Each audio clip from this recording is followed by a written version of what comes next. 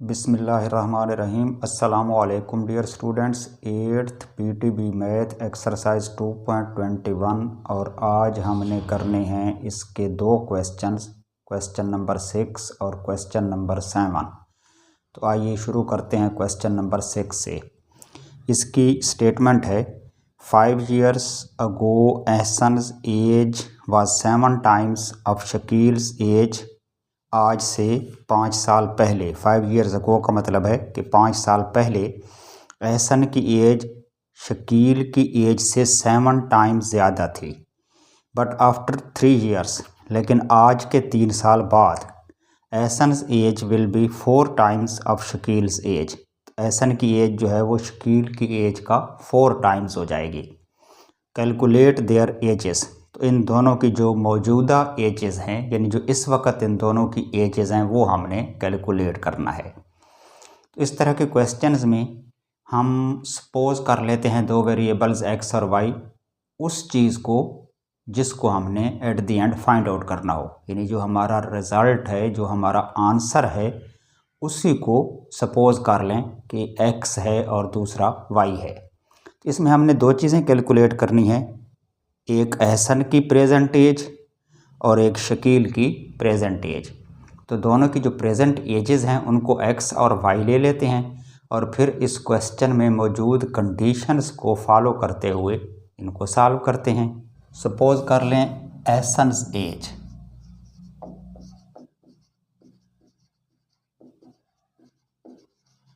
एहसन की जो present as है हम उसको ले रहे हैं एक्स ईयर्स के इक्वल, और इसी तरह से जो शकील की प्रेजेंट एज होगी, शकील्स एज, वो हो जाएगी वाई ईयर्स। अब दोनों की जो प्रेजेंट एजेस हैं वो हमारे पास आ गई हैं। अब इसमें से हमने बनानी है दो इक्वेशंस और दो ही कंडीशंस उसने दी हुई हैं। कंडीशंस क्या हैं? एक कंडीशन है आज से 5 साल पहले की, यानी 5 years अगो की जो उनकी एजेस के दरमियान रिलेशन है, एक उसको हम इस्तेमाल करते हुए इक्वेशन बनाएंगे और दूसरी इक्वेशन के लिए दूसरी कंडीशन पे जाएंगे। दूसरी कंडीशन है आफ्टर 3 years वाली। तो हम पहले फर्स्ट कंडीशन को लेते हैं। फर्स्ट कंडीशन कौन सी है? 5 years ago, यानी आज से 5 साल पहले उनकी जो एजेस हैं उनका रिलेशन क्या था। पहले हम फाइंड आउट करते हैं कि 5 years अगो एहसन की एज कितनी थी। एहसन की जो प्रेजेंट एज है वो एक्स ईयर्स है, तो 5 साल पहले उसकी एज कितनी होगी। आप इसको यूँ समझ लें कि अगर किसी आदमी की प्रेजेंट एज है लेट से 14 years, तो आज से 5 साल पहले उसकी एज कितनी होगी। हम 14 में से 5 माइनस कर लेंगे, तो 14 माइनस 5 आएगा 9 years। यानी जो आदमी 14 years का है इस वक्त, तो 5 साल पहले वो 9 years का होगा। इसी तरह अगर किसी की एज, मौजूदा जो एज है वो 20 years है, तो 5 साल पहले उसकी 15 होगी। मतलब ये है कि 5 साल पहले की एज निकालने के लिए हम 5 को माइनस करेंगे, यानी जिसकी प्रेजेंट एज 14 years है तो 5 years पहले उसकी होगी 14 माइनस 5 इज इक्वल टू 9। और एहसन की जो प्रेजेंट एज है वो x years है, तो 5 साल पहले इसकी एज होगी x माइनस 5, यानी 5 को हम सब्ट्रैक्ट करेंगे तो 5 साल पहले की एज आ जाएगी। इसी तरह से शकील की जो एज है 5 साल पहले की, वो क्या होगी? शकील की एज बनेगी y माइनस 5, यानी y में से 5 माइनस कर लें, चूँकि y शकील की प्रेजेंट एज है तो उसमें से 5 माइनस करेंगे तो ये उसकी आ जाएगी 5 साल पहले की एज। अब हमारे पास एहसन की भी और शकील की भी, दोनों की 5 साल पहले की जो एजेस हैं वो हमने फाइंड आउट कर ली हैं। अब चलते हैं कंडीशन की तरफ। कंडीशन क्या है कि 5 साल पहले Ahsan's age was 7 times of Shakeel's age. यानी अगर हम एक तरफ लिख लें एहसन्स एज, अब हमने इक्वेशन बनानी है इसकी, तो इक्वेशन बनाने के लिए क्या करते हैं कि एक साइड पे लिख लेते हैं एहसन्स एज और दूसरी तरफ लिख लेते हैं शकील्स एज, और हम ये चाह रहे हैं कि दोनों आपस में इक्वल हो जाएं, यानी इक्वल होंगी तब इक्वेशन होगी। लेकिन उसने क्या कहा है कि Ahsan's age was 7 times of Shakeel age, यानी एहसन की एज ज़्यादा है, शकील की एज कम है, और एहसन की एज शकील की एज से कितना ज़्यादा है, 7 टाइम्स, यानी ये 7 टाइम्स ज़्यादा है और ये 7 टाइम्स कम है। तो जो 7 टाइम्स कम है उसको अगर आप 7 टाइम्स बढ़ा दें, यानी शकील की एज को 7 से मल्टीप्लाई कर दें, तो फिर ये बिल्कुल इक्वल हो जाएगी एहसन की एज के। तो हमने इक्वलिटी का ही साइन डालना है, दोनों साइड्स को इक्वल बनाना है, तो इस तरह से ये हमारी इक्वेशन बन जाएगी। अब इसमें वैल्यूज़ पुट करें। एहसन्स एज 5 साल पहले की है x-5, इस तरफ आएगा x-5, और इस तरफ है 7 टाइम्स शकील्स एज, और शकील्स एज 5 ईयर्स अगो जो है वो है y-5, तो यहाँ आएगा y-5, तो y-5 को 7 से मल्टीप्लाई करें तो ये इक्वल हो जाएगा x-5 के। ये हो गई हमारी फर्स्ट इक्वेशन। अब इसको सिंप्लीफाई कर लें तो ये बनेगी x-5 is equal to 7y से मल्टीप्लाई होगा, और -7 मल्टीप्लाई बाई 5 35, 7 5 35 होता है। अब y को इस तरफ ले आएँ और ये -5 उस तरफ चला जाए तो x-7y हो जाएगा, क्योंकि 7y प्लस है, इस तरफ आकर माइनस होगा, और -35 अपनी तरफ मौजूद है, ये -5 उधर जाकर प्लस होगा। तो जो x-7y है ये इक्वल होगा -35 + 5, यानी कि -30 के। तो ये हो गई हमारी इक्वेशन नंबर 1 जो हमने फर्स्ट कंडीशन से फाइंड आउट की है। अब चलते हैं सेकंड कंडीशन की तरफ। चलो इधर लिख लेते हैं सेकंड कंडीशन, और वो है आफ्टर 3 इयर्स की, आज से 3 साल के बाद।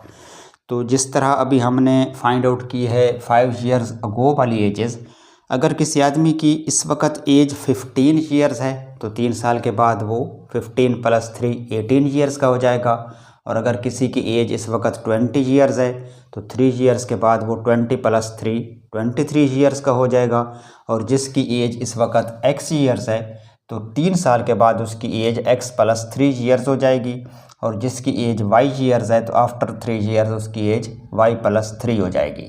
तो हम आफ्टर 3 ईयर्स पहले एहसन्स और शकील्स की जो एजेस हैं वो निकालते हैं और फिर कंडीशन इम्प्लीमेंट करेंगे। तो एहसन की एज होगी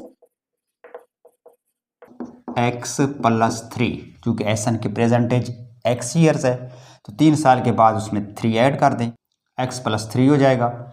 और इसी तरह से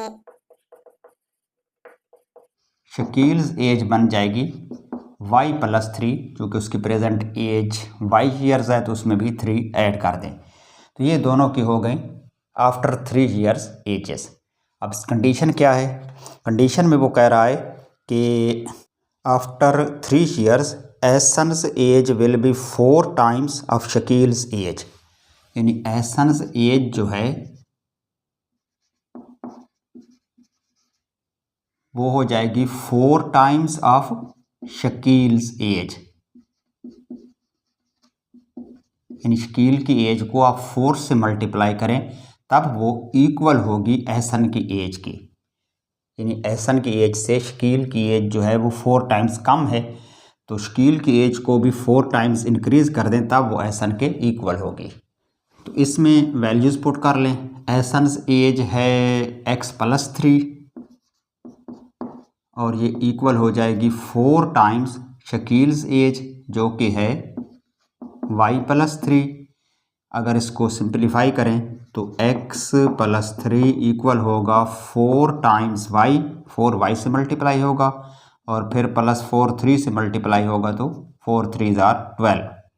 y को इधर ले आएँ तो x - 4y हो जाएगा, और ये +3 उस तरफ जाकर माइनस होगा, 12 - 3, या x - 4y is equal to 12 - 3 हो रहा है 9, ये हो गई इक्वेशन नंबर 2।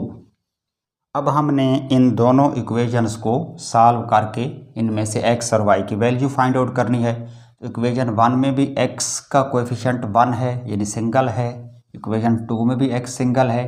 तो जस्ट हम इनकी सब्ट्रैक्शन कर लें तो x एलिमिनेट हो जाएगा और y की हम वैल्यू निकाल लेंगे। तो यहाँ अब हमने ऑपरेशन करना है सब्ट्रैक्शन का।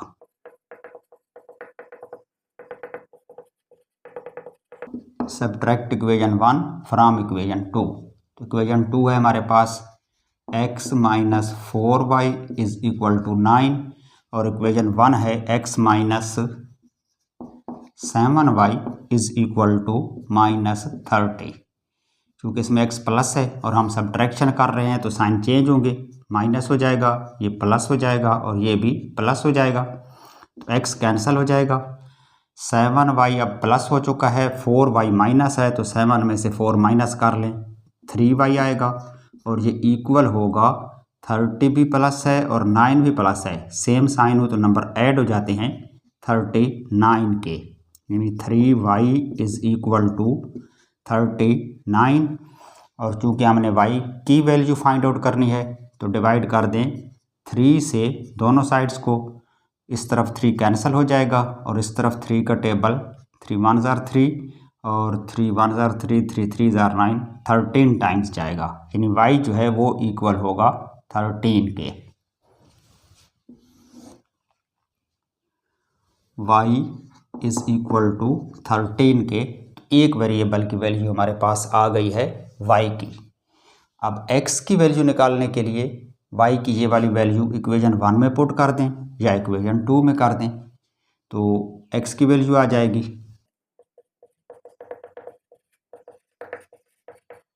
Value of y in equation 1। और इक्वेशन 1 है हमारे पास x minus 7y is equal to minus 30। इसमें y की जो वैल्यू है 13 वो यहाँ पर पुट कर दें तो x माइनस 7 टाइम्स y 13 ये इक्वल होगा माइनस 30 के, या x माइनस 13 को आप 7 से मल्टीप्लाई करें तो 13 7 होते हैं 91, इक्वल हो जाएगा माइनस 30 के, या x इक्वल होगा माइनस 30 प्लस 91। माइनस 91 है उस तरफ जाकर ऐड हो जाएगा, इन प्लस होगा। अब 91 प्लस है, 30 माइनस है तो 91 में से 30 आप माइनस कर लें तो बाकी बचेंगे कितने, 61 प्लस 61 आएगा। तो x की वैल्यू आ रही है प्लस 61, y की वैल्यू है 13। दोनों वैल्यूज़ आ गई। तो अब हमारा जो आंसर है वो क्या होगा, हमने x जो है वो सपोज किया था एसन्स एज। एसन की एज है x ईयर्स या 61 ईयर्स। यहाँ लिख लें एसन्स age is equal to 61 years और शकील्स एज बनेगी 13 ईयर्स। क्योंकि शकील की एज को हमने y के इक्वल लिया हुआ है तो y की वैल्यू 13 आ रही है, तो शकील की जो प्रेजेंट एज है वो 13 ईयर्स है। एहसन की जो प्रेजेंट एज है वो 61 ईयर्स है। तो ये हो गया इस क्वेश्चन का आंसर। क्लियर। नेक्स्ट है जी क्वेश्चन नंबर 7।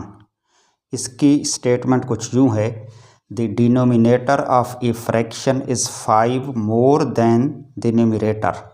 तो ये तो हो गई हमारी first condition. But if we subtract 2 from the numerator and the denominator of the fraction we get 1/6, find the fraction.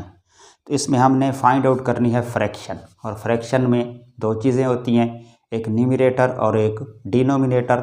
तो हम लेट कर लेते हैं कि जो न्यूमरेटर है उसको x ले लेते हैं, डिनोमिनेटर को y ले लेते हैं, और इस तरह हमारी जो फ्रैक्शन है वो x ओवर y बन जाएगी।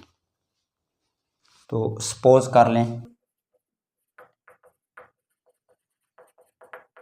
कि न्यूमरेटर जो है इस फ्रैक्शन का वो x है और डिनोमिनेटर वो है y। तो न्यूमरेटर हमने x लिया है, डिनोमिनेटर y लिया है, तो फ्रैक्शन क्या होगी हमारी x ओवर y होगी, क्योंकि न्यूमरेटर ऊपर लिखा जाता है और डिनोमिनेटर नीचे। अब जो फर्स्ट कंडीशन है उसके मुताबिक हम इसकी पहली इक्वेशन बनाते हैं। फर्स्ट कंडीशन उसने बताई है the denominator of a fraction is 5 more than the numerator. यानी एक तरफ अगर न्यूमरेटर लिख लें x है, दूसरी तरफ लिख लें डिनोमिनेटर y, तो वो कह रहा है कि जो डिनोमिनेटर है यानी y जो है वो 5 ज़्यादा है, 5 more than the numerator. Numerator से डिनोमिनेटर बड़ा है, और कितना बड़ा है 5। तो इसमें से अगर 5 आप निकाल लें, यानी इसमें से 5 कम कर दें, माइनस कर दें, तो फिर ये बिल्कुल इक्वल हो जाएगा न्यूमरेटर के। या तो आप न्यूमरेटर में 5 ऐड कर दें तब वो डिनोमिनेटर के इक्वल होगा, या डिनोमिनेटर से 5 कम कर दें, माइनस कर लें, तो वो न्यूमरेटर के इक्वल हो जाएगा। असल में हमने दोनों साइडों को इक्वल करना है या इक्वेशन बनानी है। तो इस तरह से ये फर्स्ट इक्वेशन बन जाएगी। अब इसको सिंप्लीफाई करें तो y को इधर ले आए, माइनस हो जाएगा, यानी x माइनस वाई इक्वल होगा -5 के। तो ये हो गई इक्वेशन नंबर 1। क्लियर। और सेकंड इक्वेशन के लिए हम जाएंगे सेकंड कंडीशन की तरफ। सेकंड कंडीशन क्या है? सेकंड कंडीशन में वो कह रहा है कि but if we subtract 2 from the numerator and denominator, यानी न्यूमरेटर से भी 2 माइनस कर लें और डिनोमिनेटर से भी 2 माइनस कर लें, यानी दोनों में से -2 कर लें, तो x - 2 हो जाएगा न्यूमरेटर और डिनोमिनेटर हो जाएगा y - 2। तो फिर क्या होता है, वी गेट 1/6। तो उसके बाद फिर जो नई फ्रैक्शन बनती है वो 1/6 के इक्वल है। तो अभी हम एक फ्रैक्शन बनाते हैं। फ्रैक्शन में जो न्यूमरेटर होता है उसको ऊपर लिखते हैं, तो न्यूमरेटर यहाँ पर है x और डिनोमिनेटर यहाँ पर है y। ये तो हमारी ओरिजिनल फ्रैक्शन है। वो कह रहा है नहीं, न्यूमरेटर में से भी 2 माइनस कर लें और डिनोमिनेटर में से भी 2 माइनस कर लें, तो जो न्यूमरेटर है वो x - 2 हो जाएगा, डिनोमिनेटर y - 2 हो जाएगा। तो ऐसा करने के बाद जो रिज़ल्ट हमारे पास आ रहा है या जो नई फ्रैक्शन बन रही है वो कह रहा है कि ये फ्रैक्शन जो है 1/6 है। तो हम इसको इक्वल कर लेते हैं 1/6 के। तो ये हो गई हमारी सेकंड इक्वेशन। इसको थोड़ा सिंप्लीफाई कर लेते हैं। चूँकि लेफ़्ट साइड पे सिंगल टर्म है तो इसको सिंप्लीफाई करने का आसान तरीका है क्रॉस मल्टीपल। इस तरह से क्रॉस मल्टीपल कर लें, यानी इसका जो डिनोमिनेटर 6 है वो इसके न्यूमरेटर से मल्टीप्लाई होगा और इसका न्यूमरेटर 1 इसके डिनोमिनेटर से मल्टीप्लाई होगा, और इस तरह से जो दोनों फ्रैक्शंस हैं उनके डिनोमिनेटर एलिमिनेट हो जाएंगे। तो इसको कहते हैं क्रॉस मल्टीपल। 6 को आप मल्टीप्लाई करेंगे इसके न्यूमरेटर x - 2 से, और इस तरफ जो 1 है वो मल्टीप्लाई होगा इसका जो डिनोमिनेटर है y - 2 से। ये तरीका उस वक़्त इस्तेमाल किया जाता है जब दोनों साइड्स पे सिंगल टर्म हो। इस तरफ भी 1/6 सिंगल टर्म है, इस तरफ भी x - 2 over y - 2 single term है। तो तब हम डिनोमिनेटर्स को एलिमिनेट करने के लिए ये तरीका इस्तेमाल करते हैं क्रॉस मल्टीप्लिकेशन वाला। तो अब ये हो जाएगा 6 × x, 6x -6 × 2 12, और इस तरफ 1 की मल्टीप्लिकेशन है तो ये y - 2 ही रहेगा। y को इधर ले आएँ और -12 को उस तरफ ले जाएं, तो 6x - y हो जाएगा, क्योंकि y प्लस है इधर आकर माइनस होगा, और -2 ऑलरेडी इस तरफ है, -12 उस तरफ जाएगा तो प्लस हो जाएगा। तो 6x - y इक्वल होगा 12 प्लस है उसमें से 2 माइनस कर लें तो 10 की। तो ये हो जाएगी हमारे पास इक्वेशन नंबर 2। अब हमने इन इक्वेशंस को सॉल्व करके इनमें से x और y की वैल्यूज़ फाइंड आउट करनी है। इसमें देखें फर्स्ट इक्वेशन में x भी सिंगल है, y भी सिंगल है। सेकंड इक्वेशन में x तो 6 हो गया है लेकिन y सिंगल है। तो हम अगर इनको इधर ही सब्ट्रैक्ट कर लें तो y कैंसिल हो जाएगा, क्योंकि इसमें भी y 1 है और इसमें भी 1 है। क्योंकि दोनों इक्वेशंस में y की सिंबल सेम है तो हमें सब्ट्रैक्शन करना पड़ेगी।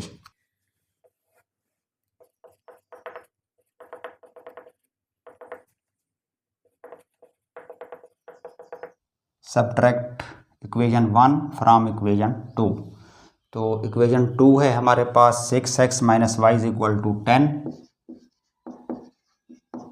और इक्वेशन 1 है x माइनस वाई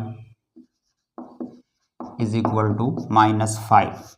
और चूँकि हमने सब्ट्रैक्शन का प्रोसेस करना है तो इसके साइन चेंज होंगे, प्लस x है तो माइनस हो जाएगा, माइनस वाई का साइन प्लस होगा और -5 का साइन भी प्लस हो जाएगा। 6x माइनस 1x 5x बचेंगे, माइनस वाई और प्लस वाई कैंसिल हो जाएगा और 10 और या +5 है तो 10 + 5 हो जाएगा 15 के, यानी 5x इक्वल आ रहा है 15 के। इसमें से अगर हमने x की वैल्यू निकालनी है तो उसका जो कोएफिशिएंट 5 है वो डिवाइड हो जाएगा फ्रॉम बोथ साइड्स, तो इस तरफ 5 कैंसिल हो जाएगा, x इक्वल होगा 5 1 ज़ार 5 और 5 3 ज़ार 15 3 के, यानी x की वैल्यू हमारे पास आ गई है 3 और x था न्यूमरेटर तो जो रिक्वायर्ड फ्रैक्शन है उसका न्यूमरेटर तो 3 है। अब फाइंड आउट करना है डिनोमिनेटर यानी y, उसके लिए x की ये वैल्यू आप रिप्लेस कर दें इक्वेशन 1 में या इक्वेशन 2 में।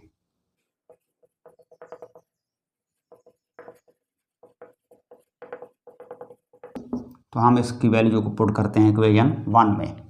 इक्वेशन 1 है x minus y is equal to -5। x है 3 तो यहाँ आ जाएगा 3 minus y is equal to -5, minus y is equal to -5 -3 +3 है, राइट साइड पे जाएगा तो माइनस हो जाएगा और माइनस वाई इक्वल होगा -5 और -3 ऐड हो जाएंगे तो -8 के, यानी हमारे पास -y जो है वो इक्वल आ रहा है -8 के। तो माइनस का साइन कैंसिल करवाने के लिए इस इक्वेशन की दोनों साइड्स को मल्टीप्लाई कर दें -1 से, यानी -y भी -1 से मल्टीप्लाई होगा और राइट साइड पे जो -8 है उसको भी -1 से मल्टीप्लाई कर दें। तो लेफ़्ट साइड पे -1 multiply by -y plus y हो जाएगा और इधर भी 8 1 ज़ार 8 और 2 दफ़ा जो माइनस का साइन है वो प्लस होगा तो y की वैल्यू आ गई हमारे पास +8। अब y हमारे पास था उस फ्रैक्शन का डिनोमिनेटर और एट द एंड हमने फाइंड आउट फ्रैक्शन करनी है, तो यहाँ हम लिखेंगे रिक्वायर्ड फ्रैक्शन।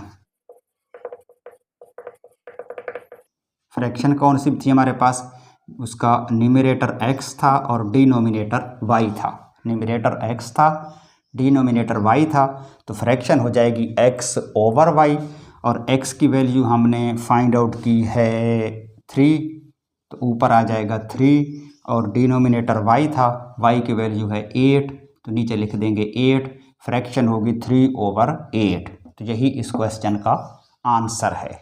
क्लियर? ओके जी, ये तो था हमारा आज का लेसन। अब इजाज़त दीजिए, खुदा हाफिज़।